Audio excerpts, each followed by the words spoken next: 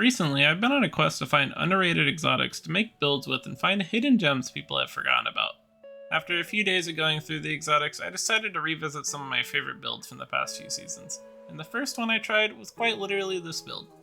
This build has so much going for it. It can clear wave after wave of ads with a single press of a button, have near infinite ability uptime, and give the user the ability to run whatever loadout you would like. This build does so much without being super strict, such as me saying, you have to use this and you have to use that. That's what I find so fun about it. You can use whatever you want. Not to mention this build will only get better next season with a likely chance of Arc Artifact perks in Season 21. Without further ado, let's get into the build. Starting off this build, we will showcase the centerpiece of it all with Shinobu's Vow. This exotic is one of the most fun and strongest exotics in the game, as it gives your skip grenades an extra charge as well as giving grenade energy when the skip grenade does damage. Even though skip nade isn't the best grenade on Arc currently, there are fragments and mods that can be combined to make this grenade incredibly potent. Now we can't talk about Shinobu's without talking about a grenade, which is of course skip grenade, as it is the only grenade that works in conjunction with this exotic. Now like I said, this grenade isn't the best, but stay tuned for the fragments to show the true strength of this grenade. Running through the rest of the abilities, you can switch all of these to your liking, but this is what I found to be the best and I'll explain why. First we have Gambler's Dodge, so that we can easily get our melee charge back if we need it.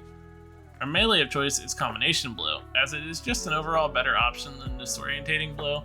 It does everything that Disorientating does, but better because Combination also provides a stacking damage boost whenever you kill enemies.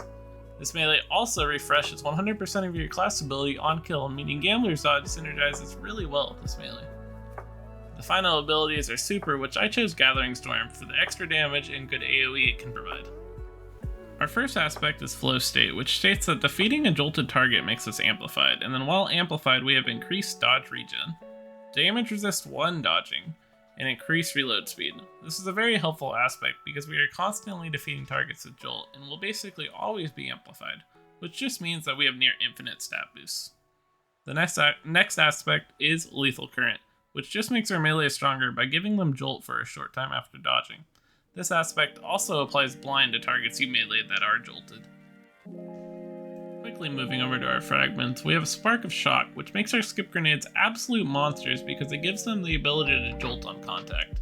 This turns our skip grenade from one of the worst grenades on Arc to one of the best, especially when combined with Shinobu's.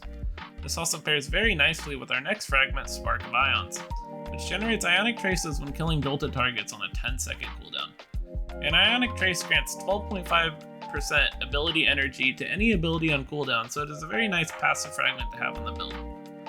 Another very nice fragment to have in the build is Spark of Amplitude, which gives us orbs of power when rapidly defeating targets. This includes killing with Jolt. This is also on a 10-second cooldown.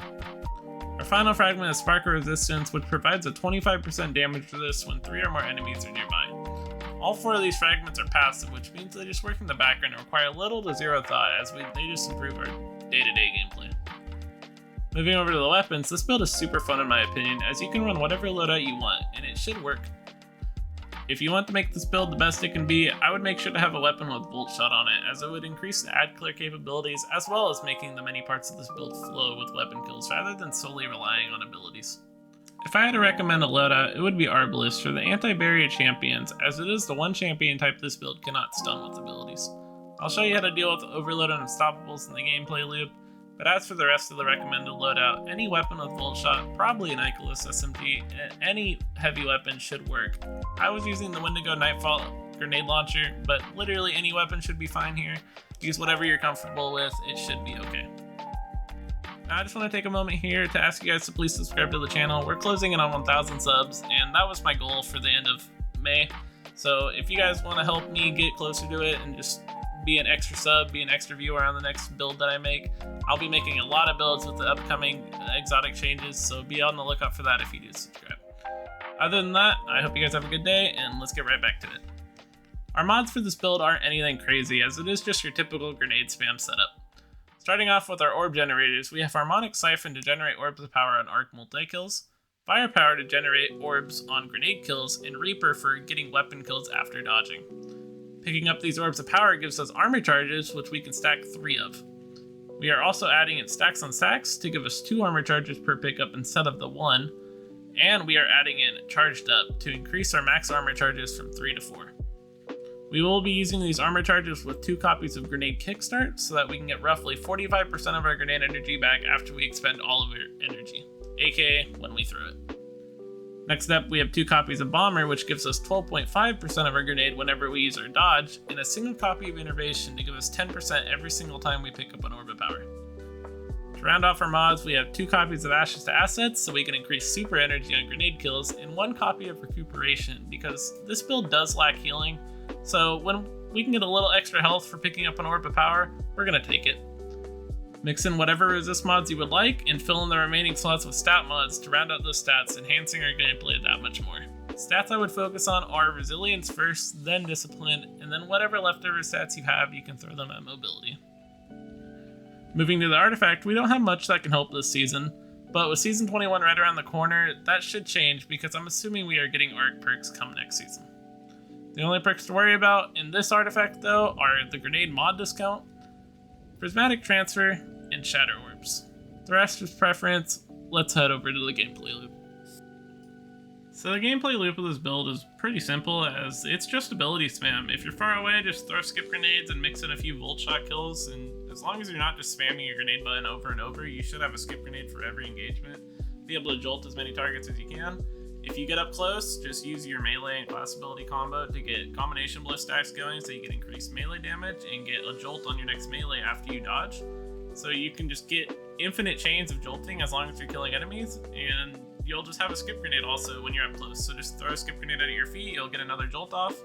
It's just a really good build for clearing rooms.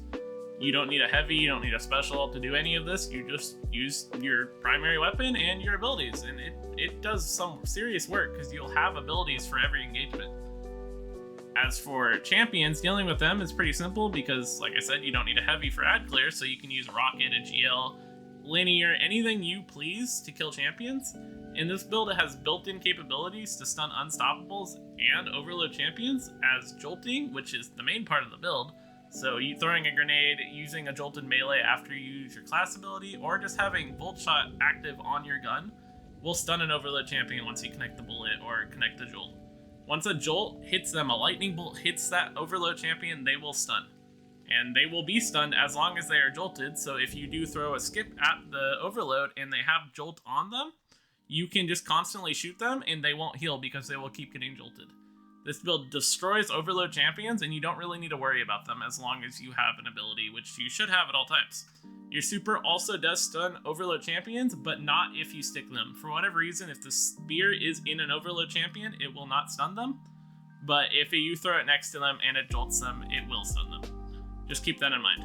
As for overloads, your melee with lethal current will stun unstoppables, because your melee with lethal current, if you melee a jolted target, a target that has jolt, so with a nade on them or with your class ability roll, you will jolt them. And if you melee a jolted target, it will blind them, and blinding does stun unstoppables. It will be the only way to stun unstoppables with your abilities. If you want to run a weapon for unstoppable just because that might feel unreliable or you don't want to get too close to a champion, feel free, but I thought it was a very reliable strat, and that's what I used solely to stun unstoppable champions. Anti-barriers are the only issue, so run a weapon for that. If there's no anti-barriers, then run free. Have fun with the build. Typically during this part of the video, I would give you 3 tips or so on the build and make it seem like a little bit better, things to watch out for, but I don't really have much for the build, as you don't need to keep much in mind. It's a very simple build, as just use your abilities as much as possible. The other thing I might want to say is in endgame content, such as like a Grandmaster GM, if you do need, if like your jolts are the sole way to stun your or your overloads, you should probably keep at least 1 charge of your skip grenade. If you're close to another, feel free to use it. You should get it back from Shinobu's or your grenade kickstarts. But just have like that backup to stun overload. You do have your melee, so keep that in mind if you are out of skips for whatever reason. You have multiple ways to stun them. I would just say keep something to jolt, because that is the sole way your abilities will stun unstoppables and overload champions, is from jolting them. With that being said, that's about it for the video. I hope you guys really enjoyed this build. We're closing in the last 2 weeks of the season. I'm probably going to put out 1 more build before the end of the season, and then we're going to crank it to 11 with the next season, because those Chromatic Fire and Radiant Dance Machine buffs, sheesh, I'm looking forward to those. Other than that, I hope you guys have a fantastic day. Thank you for watching the video. Again, please sub, trying to hit 1,000 subs. I appreciate you guys, and yeah, see you next time.